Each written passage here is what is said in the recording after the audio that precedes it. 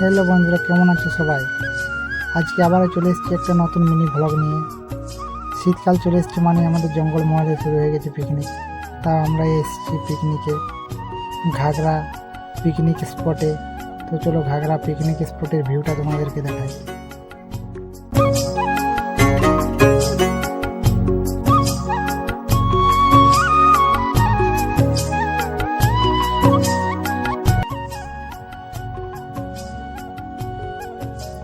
এটা হচ্ছে ঘাগরা জলপ্রপাত ঝর্ণা।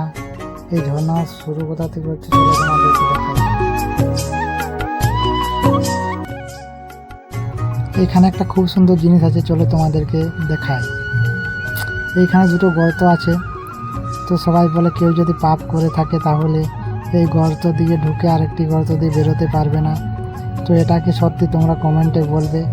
আর আমি একবার ট্রাই করে দেখে নিলাম এই গর্তয় ঢুকে, দেখি কি বেরোতে পারি কিনা। তো তোমরাও যদি কেউ ট্রাই করতে চাও তাহলে এখানে আসতে পারো।